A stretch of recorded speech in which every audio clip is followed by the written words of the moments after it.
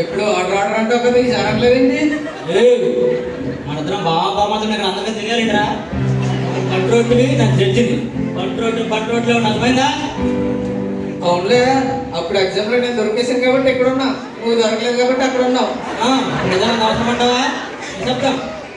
సర్లే కానీ ఎల్లుండుకున్నానా? ఈరోజు కేసు వివరాలు: కప్పల రవి అనే వ్యక్తి నాగభూషణం అనే వ్యక్తిని కత్తితో పొడిచా హత్య చేశాడని అభియోగం ఉంది. మొత్తాన్ని ప్రవేశపెట్టండి. చెప్పల రవి, చెప్పల రవి, చెప్పల రవి.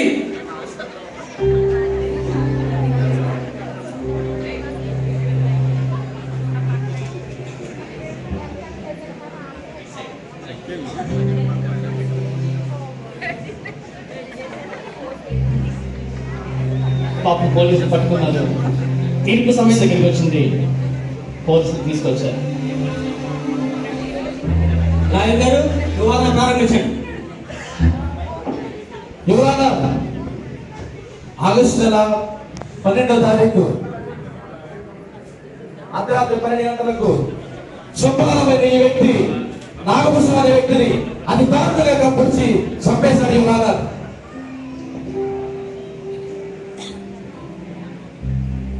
ఈ లోకంలో ఇలాంటి నేటి సమాజంలో ఇంత కిరాతంగా చంపేస్తూ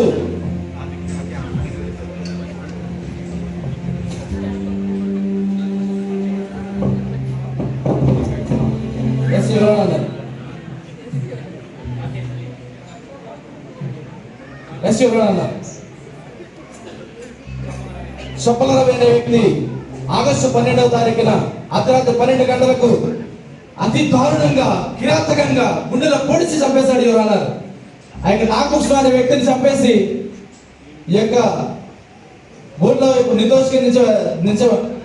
దోషిగా నిలబడి ఉన్నాడు. ఇది అమానుషం. అత్యంత దారుణంగా ఉన్న ఈ యొక్క పరిస్థితిని బట్టి మరి ఈ లోకంలో మనం చూస్తున్నప్పుడు మనుషులకు ఏమి ఇక్కడ స్వేచ్ఛ ఉంది, మన స్వతంత్ర భారతదేశంలో ఉన్నామని చెప్పుకుంటున్నామే కానీ ఇంత దారుణంగా పొడి చేసి చంపేస్తుంటే ఏం చేస్తున్నారు మీరంతా కూడా? ఈ రోజు ఎట్టి పరిస్థితులను ఆ వ్యక్తికి కఠినంగా మీరు శిక్ష విధించాలని సమన్వయంగా మనవి చేసుకుంటున్నాను. యువరానా, అబ్జెక్షన్ యువరానా, అబ్జెక్షన్ యువరానా. అబ్జెక్షన్ అబ్జెక్షన్ అని ఇక్కడే తిరుగుతున్నాడండి.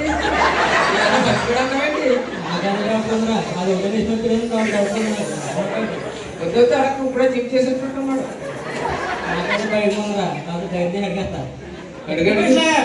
చెప్పేది ఏమన్నా?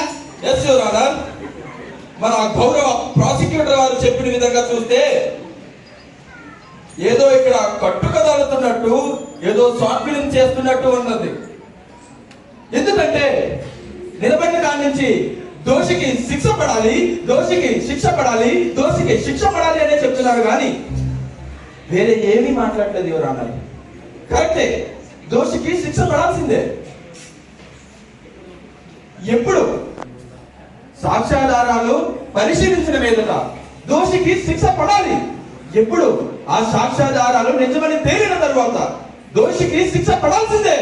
కానీ ఎప్పుడు అది కోర్టు వారు నిజమని తెలిసిన తర్వాత. అంతేగాని ప్రాసిక్యూటర్ గారు వాదించారనో, పోలీసులు ఎఫ్ఐఆర్ నమోదు చేశారనో, లేకపోతే ఈ సమాజం నమ్ముతుందనో దోషికి శిక్ష విధించలేరు. ఎవరన్నా అది మీకు బాగా తెలుసు. అయినప్పటికీ మన ప్రాసిక్యూటర్ గారు ఏ విచారణ లేకుండా దోషికి శిక్ష పడాలి, శిక్ష పడాలి, దోషి శిక్ష పడాలి అని వాదించడం ఇది చాలా అమానుషమైన రానారు. అయితే మీ ఎవ్వరికి తెలియని విషయం ఏంటంటే, ఇదిగో ఇక్కడ ముద్దాయిగా నిల్చున్న ఈ చొప్పల రవి అనే ఈ వ్యక్తి అసలు దోషి కాదు. ఎవరన్నారు? అసలైన హంతకుడు కాదు. అసలైన హంతకుడు, అసలైన దోషి అదిగో అక్కడ ఏమీ తెలియని నిర్దోషిగా నిల్చున్నాడే ఆ చొప్పల సంధి అనే వ్యక్తి. ఎవరన్నా? అయ్యా లేదయ్యా, తప్పు చేసింది నేనయ్యా, నన్ను శిక్షించండి అయ్యా. నా తమ్ముడికి దీనికి ఏ సంబంధం లేదయ్యా. జడ్జి గారు, order order order. Your honour,